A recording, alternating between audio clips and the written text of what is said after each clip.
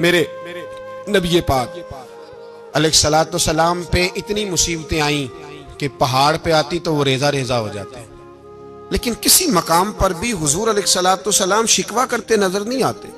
हम गरीबी का रोना रोते हैं, हर चौथा आदमी कहता है बड़ा गरीब हूं, लेकिन मेरे नबी पाक अलैहिस्सलातु सलाम ने चौथे दिन खजूर खाई, सिरका खाया है और मोटे बान की चारपाई पे आराम किया। हजरत उमर ने कहा हुजूर कितनी तकलीफ है? फरमाया उमर कोई तकलीफ नहीं, थोड़ा सा तो वक्त है, जन्नत में जाएंगे, सारी नेमतें अल्लाह ने हमारे लिए तैयार की हुई है।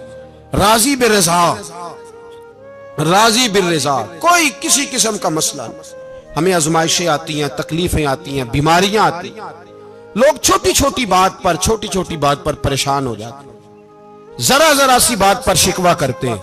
मेरे रसूल पाक अलैहिस्सलाम ने फरमाया जब मेरा रब किसी को बीमार करता है तो दो फरिश्तों को भेजता है, जाओ मेरे बंदे की तीमारदारी करके आओ। अल्लाह अकबर, खुद रब भेजता है, जाओ मेरे बंदे की। तो मुझे बताइए जब अल्लाह भेजे तो फिर तंदुरुस्त खुश नसीब हुआ के बीमार? जी तंदुरुस्त फिर खुश नसीब कौन हुआ? मेरे नबी पाक सल्लल्लाहु अलैहि वसल्लम ने फरमाया रब दो फरिश्ते भेजता है, फरमाता है पता करके आओ मेरे बंदे का उसका क्या हाल है। हालांकि अल्लाह सारा ही जानता है। फरिश्ते आते हैं, वापस जाते हैं, रब करीम पूछते हैं बताओ मेरा बंदा क्या कहता था? अल्लाह तुझे सारा ही पता है, पर हमसे पूछते तो बता देते हैं। वो ये कहता था कि मैं अपनी रब की रजा पे बड़ा ही राजी हूं। वो तेरी हमद कर रहा था, तेरी तारीफ कर रहा था, तेरा शुक्र कर रहा था, तेरे लिए कलीमाते हमद बयान कर रहा था। तो मेरे नबी पाक अलैहिस्सलाम फरमाते हैं, अल्लाह फरिश्तों से फरमाता है सुनो फिर, अगर मैं अपने बंदे को इस बीमारी में शिफा दूंगा तो उस तंदुरुस्ती से ज्यादा अच्छी तंदुरुस्ती दूंगा जो पहले इसे अता की हुई थी, पहले से अच्छी सेहत दूंगा। और अगर इसे इस बीमारी में मौत दूंगा तो फिर मरते ही इसके लिए मैं जन्नत का फैसला फरमा दूंगा। भाई जब तू राजी बिर्रिज़ा रहता है, राजी बिर्रिज़ा, बड़ी सादी सी बात है भाई। आप घर गए रोटी मांगी तो अगर किसी ने कहा ना कि इतनी थकावट है टाइम पे आया करे इस वक्त, तो रोटी तो वो भी मिल गई, पर उसमें लज्जत, वो सुकून नहीं, वो सुकून नहीं। मेरी अम्मा जी सालन पका के रख लेती थी, तो रोटी जब भी कोई मांगता था तो ताजी बना के देती थी, उनकी तबीयत थी। तो मैं अक्सर उनसे कहता कि अम्मा जी पका के रख दिया करो। तो कहते तुम्हें खुशी नहीं होती जब तुम्हारी अम्मा ताजी पका के देती है? खुशी होती है, तबीयत में खुशी होती है। उनका मिजाज था, जौक था, तो हम समझते थे यार ये बड़ी सादत की बात। तो आप घर गए रात को तो घर वालों से कहा रोटी, तू फौरन उठे, फौरन, और उन्होंने खाना ताजा बनाया और साथ ये भी कहा बाहर से ना खाया करे, बंदा बीमार हो जाता है। कितनी ठंडक पहुंचती है आदमी के दिल को, सुकून मिलता। तो भाई बीमारी तो आपने काट ली, लेकिन साथ कहो हो बड़ा बीमार हूं, मैंने तो इतने गुनाह भी नहीं किए, जुल्म भी नहीं किया, किसी को कुछ भी। अब बीमारी तब भी कट गई, पर बड़ी आजमाइश, मरीज डॉक्टर के गले पड़ रहा है, उसके लवाहिकीन झगड़े कर रहे हैं, बीमारी वो भी कट गई। और एक बीमार वो है जो चारपाई पर लेटा है और कहता है जिस तरह मेरा अल्लाह राजी उसी तरह मैं भी राजी। तो बीमारी उसकी भी कट गई। हजरत यूनुस अला नबीना अलैहिस्सलातु सलाम ने एक दिन हजरत जिब्रील अमीन मिलने आए, तो जनाब यूनुस अलैहिस्सलाम कहने लगे ए जिब्रील, अल्लाह के नेक बंदों में जो अल्लाह को इस वक्त सबसे ज्यादा पसंद है नबियों के बाद, तो जो करना बात पर, जो सबसे ज्यादा अल्लाह को पसंद है नबियों के बाद वलियों में, और सबसे ज्यादा अल्लाह जिसको अल्लाह की बारगाह में इबादत गुजार लिखा जाता है, मेरी उस बंदे से मुलाकात करा। तो हजरत जिब्रील ने जनाब यूनुस अलैहिस्सलाम को साथ लिया, तो एक शख्स के पास पहुंचे जो आंखों से अंधा था, दोनों हाथ उसके सलामत नहीं थे और पूरे जिस्म में पीप जारी थी, रेशा था। जब जाके अस्सलाम वालेकुम कहा ना हजरत यूनुस ने, उसने वालेकुम सलाम के बाद पहला लफ्ज पता क्या कहा? उसने कहा या अल्लाह तेरा शुक्र है, या अल्लाह तेरा, आप भी अदा करें अल्लाह का शुक्र, या अल्लाह तेरा, अल्लाह तेरा शुक्र है। हजरत यूनुस अलैहिस्सलाम कहने लगे तो शुरू से इस तरह का है, नाबीना भी और हाथों से माजूर भी और सारा जिस्म शुरू से। तो बड़े ही खूबसूरत लफ्ज उस बीमार ने कहे, कहने लगे नहीं हुजूर मैं बिल्कुल ठीक ठाक था, जब तक मेरे रब ने चाहा कि ये दुनिया को देखे, तो तब तक उसने मुझे आंखें दी, और जब उसने चाहा कि अब इसका देखना बेहतर नहीं तो उसने वापस ले ली। तो या अल्लाह तेरा शुक्र है, अल्लाह तेरा शुक्र है। फिर कहा जब तक उसने चाहा कि मेरे हाथ रहे तब तक रहे, जब उसने चाहा कि मेरे लिए बेहतर नहीं तो उसने ले लिए, तो या अल्लाह तेरा शुक्र है। जब तक उसने चाहा कि मेरा जिस्म सही और सलामत रहे तो रहा, और जब उसने चाहा कि मेरे लिए बेहतर नहीं तो मुझे बीमार कर दिया, तो या अल्लाह तेरा शुक्र है। तो हजरत यूनुस अलैहिस्सलाम कहने लगे जिब्रील वाकई ये अल्लाह का सबसे ज्यादा शुक्रगुजार बंदा है, सबसे ज्यादा इबादत गुजार बंदा है, सबसे ज्यादा। मेरे नबी पाक अलैहिस्सलाम ने फरमाया मेरा मोमिन हर हाल में ही नफे में है। नेमत मिले तो शुक्र करके नफा, मुसीबत आए तो सब्र करके नफा। अपनी जिंदगी में तहम्मुल, बुर्दबारी, इल्म पैदा करे, हौसला पैदा करे। हर आने जाने वाले शख्स के मिजाज के मुताबिक उसे ना मिले, अपना मिजाज सही रखे, अपनी तबीयत के मुताबिक अपने माहौल को बरकरार रखें। हिल्म के साथ गुजारा करोगे तो रिश्तेदारों से भी बनी रहेगी, दोस्तों से भी बनी रहेगी, हर एक से ताल्लुक रहेगा। और अगर आपके अंदर ये हौसला नहीं तो फिर सारे मामलात परेशानी का शिकार हो जाएंगे। ये तो आज का मजमून था। हमें ना लोग मशवरा देते हैं, कहते हैं पीर साहब दरवेशों को सियासत की बात नहीं करनी चाहिए। देते हैं ना मशवरा लोग, जी थोड़ा थोड़ा बोल दें, थोड़ा थोड़ा देते हैं ना। अगरचे हम उनकी बात नहीं मानते, इसलिए कि इकबाल ने कहा था जुदा हो दी सियासत से तो रह जाती है चंगेजी, जुदा हो दी सियासत से तो। और पहला फिक्र यह है कि जलाले बादशाही हो या जमहूरी तमाशा हो, जुदा हो दीन सियासत से तो रह जाती है। उसने कहा जब सियासत और दीन अलहदा-अलहदा होते हैं तो चंगेज खां और हलाकू खां पैदा होते हैं। सियासत जब तक मस्जिद के अंदर रहती है तब तक पाक साफ रहती है, वो गंदी होती तब है जब मस्जिद से निकल जाती है। हजरत अली के जमाने तक मस्जिद में रही, पाक साफ रही। यजीद बाहर ले गया तो गंदी हो गई। हजरत उमर बिन अब्दुल अजीज दोबारा मस्जिद में ले आए तो फिर पाक हो गई। लेकिन फिर भी एक साथी ने मुझे कहा, तो उसकी बात में सबकी बातें नहीं मानता, उसकी बात मेरी समझ में आई। वो कहने लगा जी असल बात यह है कि सियासी तबसरे तज्जिए हम अखबारों में टीवी पे जाके बैठे, जाके बड़ी मेहरबानी मेरी तरह देखें, वो हम सुनते रहते हैं तो हमारा दिल करता है मस्जिद में सिर्फ हम रसूलुल्लाह का प्यार ही सुने। तो मैंने कहा यार तेरी बात दिल को लगती है, ये बात सही है, चलो ये नीयत अच्छी है, ये तेरा नजरिया ठीक है, मान गए हम। मैं चला गया दुकानदार के पास और मैंने उसको जाके कहा कि गाड़ी का इंजन खोलो, इस तरह करो, इस तरह। उसने कहा मौलाना आप जाके ना घर तो फिका की किताब खोलें, इसलिए कि गाड़ी के इंजन के बारे में आपको मालूमात, या अगर आपने ये काम करना है तो इसको पढ़ें, किसी उस्ताद के पास वर्कशॉप पे आए, आपके हाथों को, मुंह को, चेहरे को मिट्टी लगे, धुआं लगे, ग्रीस लगे, फिर आपको पता चलेगा इंजन कैसे खुलता है। सही कह रहा हूं नहीं सही कह रहा? दुआ गल्ला तो यहां कर छड़ी जे, सही कह रहा हूं जी। अगर मौलवी को इजाजत नहीं सियासत की बात करने की, और मौलवी को इजाजत नहीं कि इंजन की बात करे, तो सियासतदान को इजाजत है दीन की बात करने की। यहां तो वो आए ना, मदरसे में पढ़े, पूरा दीन हासिल करे, फिर वो बोले तो फिर तो ठीक हो गया। लेकिन जब उसे सूरत इखलास भी सीधी नहीं आती तो फतवे देने की उसको जरूरत है कोई? बोले ना यार क्यों छेड़ते हैं सियासतदान। हम ना पिछले जुमे जुलूस निकालना चाह रहे थे खत्म नबुव्वत की तरमीम के हवाले से। हुकूमत वक्त ने कहा कि हम वापस लेते हैं, तो मेरे बहुत सारे दोस्तों ने कहा जी निकालना चाहिए। इन्होंने किया क्यों? मैंने कहा यार लोगों को भी परेशान नहीं करना चाहते, हमारी अपनी सड़कें हैं, किसी को बस ठीक है, उन्होंने वापस ले ली तो बात खत्म हो गई, हम मान गए, तस्लीम कर लिया। इतना हमारा मुतालबा है कि उस आदमी को जरूर सजा दो जिसने ये तरमीम की है, लेकिन हम नहीं करते। कोई ये तो नहीं निकले, नहीं ना निकले, बोले तो वजीर कानून साहब को क्या मुसीबत बनी हुई है नया फतवा देने की? क्या है कोई शौक उन्हें देना चाहिए फतवा? कहते नहीं नहीं मर्जियों में हमारे दरमियान थोड़ा ही फर्क है।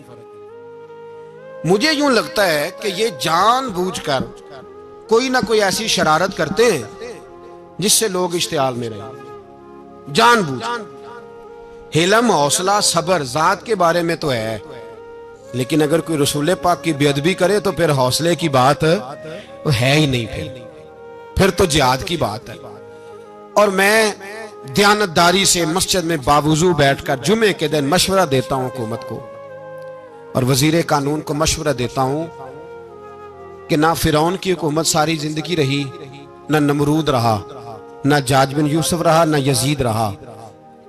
और यार दरबारी बन के हुक्मरानों की चापलूसी करते करते तुम यहां तक आ गए हो कि अब नबी पाक की इज्जत को हाथ डालना शुरू कर दिया है।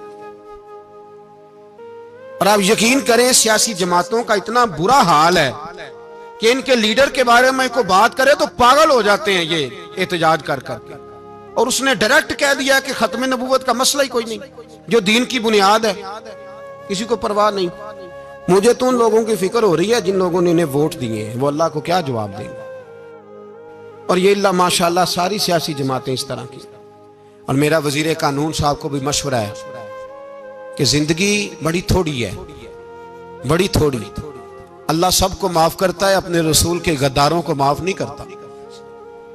और यहां तुम्हारी गाड़ियों पे झंडे लगे हुए हैं, वहां भी तुम्हारे झंडे लगेंगे, पर इसलिए लगेंगे कि ये गद्दार है नामूसे रिसालत के। ये झंडे लगेंगे। शर्म करो और डर जाओ, बस कर दो।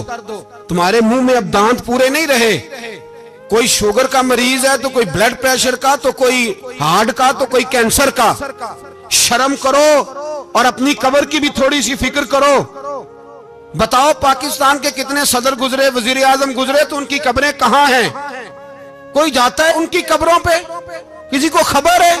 क्यों अपने लिए जहन्नम इकट्ठी करते? सारा कुछ दुनियादारी रह गई है, सारा कुछ सिर्फ यही रह गया। हजरत अबू बकर सरदार थे, हजरत उमर सरदार थे कबीले, हजरत उस्मान सरदार थे। उन्होंने सरदारियों को ठोकर मार के रसूलुल्लाह के कदमों में बैठना पसंद किया। सरदारियां छोड़ के गुलाम बन गए। तुम सरदारियां बचाने के लिए रसूलुल्लाह की गद्दारी करते हो, शर्म नहीं आती? और काम शिकवा है मुझे इन लोगों से जो मौलवी तो कह देते हैं तू सियासत न कर, और किसी सियासतदान को मना नहीं करते कि जब तुझे सूरत फातिहा भी नहीं आती तो तुझे किसने इजाजत दी है इतनी बड़ी बात। और मैंने पिछले से पिछले जुम्मे भी कहा था, फिर कहता हूं और ऑन दी रिकॉर्ड कहता हूं, मरज़ई कल भी काफिर थे, आज भी काफिर और कयामत तक। और जो उनके कुफर में शक करे वो भी, और पक्का बेईमान है, काफिर है। वो वजीर कानून हो या सुबाई हो या विफाकी हो, मन शक्का फी कुफर ही फकत कफर। जो मरज़ई के कुफर में शक करे वो भी काफिर है। हमारे रसूल आखिरी रसूल है। हम किसी को ये इजाजत नहीं देंगे कि वो खत्म नबूवत में रखड़ा डालने की कोशिश करे। हम किसी को ये इजाजत है। और तुमने कौम को लूटा, लूटते रहो, अब ईमान पे डाके तो ना डालो। तुम्हें दौलत लूट के पेट नहीं भरा, अब ईमान लूटना शुरू कर लिया। तुम्हारा फैक्ट्रियां लूटकर, कौमी खजाना लूटकर पेट नहीं भरा। भाई मानो अब दीन बेचकर अपनी हुकूमतें पक्की करोगे। और वो लोग भी तैयार हो जाएं जो इन बेईमानों को मुंतखब करते हैं, उनसे भी सवाल करेगा खत्म नबुव्वत का मौजू कयामत के दिन कि तुम बताओ। इनको सपोर्ट करते थे जो रसूलुल्लाह सल्लल्लाहु अलैहि वसल्लम के बाद भी किसी नबी को नबी मानना दुरुस्त जानते थे। शर्म आनी चाहिए, ख्याल होना चाहिए। और मैंने कहा कि हमारा दिल नहीं चाहता, आप यकीन करें, हमें शौक है जुलूस निकालने का, तुम्हारे खिलाफ बातें करने का। तुमने रोज थर्मामीटर निकाला होता है, चेक करते हो कि ईमान कितना है कितना नहीं है। ये पाकिस्तान अगर सूबा सिंध है तो हजरत अब्दुल्ला शाह गाजी का है, अगर बलोचिस्तान है तो हजरत बाबा अब्दुल रहमान का है, और अगर पेशावर है तो वो सूफिया का है, और अगर ये धरती पंजाब है तो ये दाता अली अजमेरी की है, ये बाबा फरीदुद्दीन की है। इसमें किसी गद्दार को कब्जा करने की इजाजत बिल्कुल नहीं मिलेगी। और हम वो लोग भी नहीं जो चुप करके अंदर सोते रहे, कौम जो करती है करती रहे, हमें परवाह नहीं। ना, ऐसी कोई बात नहीं। कोई बंदा ना समझे कि इन्हें होश नहीं, इन्हें पता नहीं, हमें सारा कुछ ही आता है। फिर अगर कल को कोई मुमताज कादरी पैदा हो गया तो शिकवा ना करना। कल को कोई फिर से आमर चीमा निकल आया तो शिकायत ना करना, याद रखना।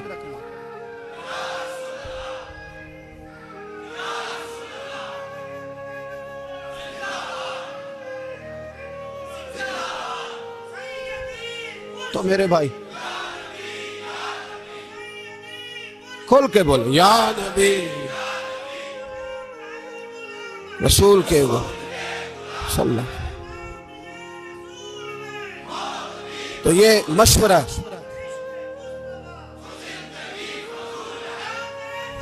जज़ाक, तो ये तुम्हें मशवरा है।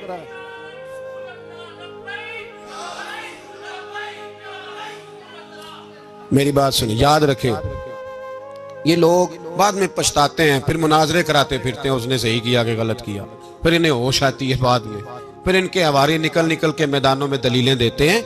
इसलिए हमारा मशवरा है इन्हें कि ये अपनी हद में रहें और जो काम तुम्हारे जिम्मे, मैंने कहा ना तुमने बड़ा लूटा, ये कौम रोज तुम्हें मौका देती है लूटने का, मौका देती है, तो तुमने दौलत लूट के पेट नहीं भरे, अब ईमान लूटने के चक्कर में आ गए हो। याद रखो, मुसलमान गुनाहगार हैं, गद्दार नहीं है। तुम्हें दौलत लूटने का तो शायद मौका मिल गया है, पर ईमान लूटने का मौका नहीं मिलेगा। तो इसलिए इसको लगाम दो। और वैसे भी कुत्ता जो पालतू होता है ना, उसको घर के अंदर संगली से बांध के रखना चाहिए। ये तुम्हारे बूट वूट चाटते हैं, भौंकते हैं, तुम्हारे हक में वजारतें लेते हैं। हमने तो कोई वजारत नहीं ली तुमसे, और ना हमें शौक है इसलिए कि मिंबरी क्या करनी है जिसको मिंबरे रसूल अता कर दिया जाए। उसने क्या करनी है ये मिंबरियां, इसको पक्का पक्का मिंबरे रसूल दे दिया जाए। तो इसलिए इससे बाहर आओ। मैंने कहा बड़े बड़े नमरूद, फिरौन, कारून दफन है, तुम्हारा भी नाम तक नहीं होगा, बिल्कुल नाम नहीं होगा। इसलिए हमारा मशवरा, और आप लोग भी आए ना ये अगले साल, तो इनको खड़ा करके पूछ लेना, इस्लामी जमहूरिया पाकिस्तान का तुमने MPM बनना है, पहला कलमा ही सही सुना दो। चलो खुदा का वास्ता यही बता दो कि तुम्हें नमाज भी ढब से आती है कि नहीं। और आपकी मौज है, आप बिठा लेते हैं सर पे, क्या करें, समझाने वाले मुफ्त गुनाहगार हो गए और बहकाने वाले सब तुम्हारे यार हो गए। इसलिए ये छेड़ते हैं जानबूझ के। और फिर जब कोई मुमताज कादरी अलैहि रहमा पैदा होते हैं, फिर इन्हें दुश्वारी होती है, फिर इनका जीना मुश्किल हो जाता है। ये मौका देते हैं, पता नहीं किसके एजेंडे पे अमल कर रहे हैं। मेरा सवाल ये है, मैंने पिछले जुमे, फिर मेरा सवाल है कि मैं पूछता हूँ, इस आदमी को जरूरत क्या है खत्म नबूवत पर बात करने की, जब उम्मत मुस्लिमा के मुतफिका फैसला है कि मरज़ई काफर।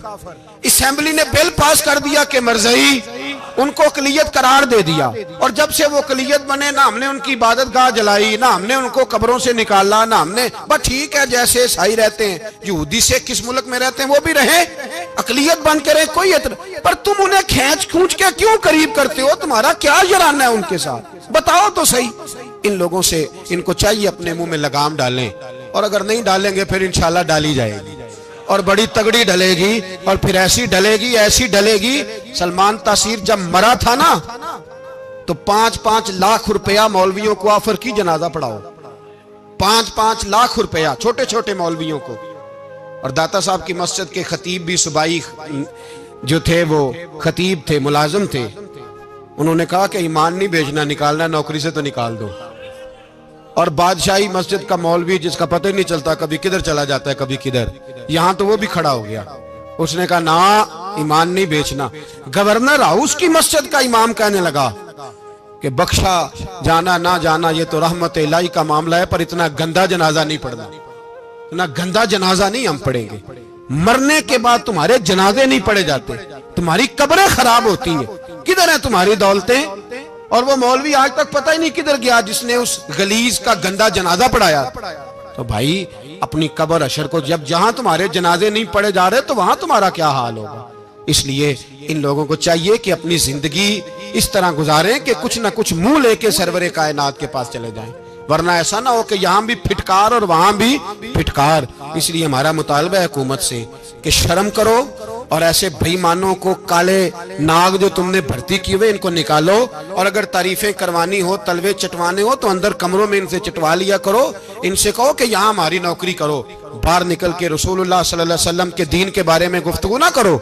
इसलिए कि अल्लाह तबारक व तआला ने इस दीन के अंदर बड़ा हुस्न और बड़ा जज्बा रखा हुआ है, बड़ा वकार है। हमारा मुतालबा है हुकूमत से कि खत्म नबूवत के मसले पर कोई सियासतदान गुफ्तगू ना करे।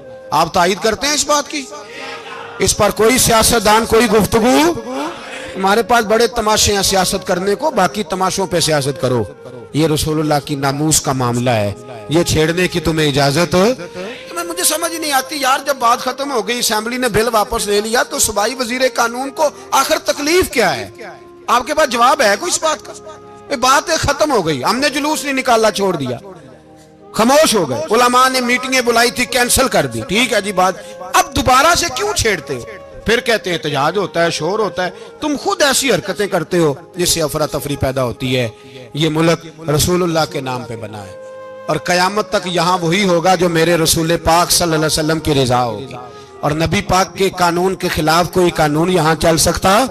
अल्लाह हमें समझने की तौफीक अता फरमाए। आखिर दावाना।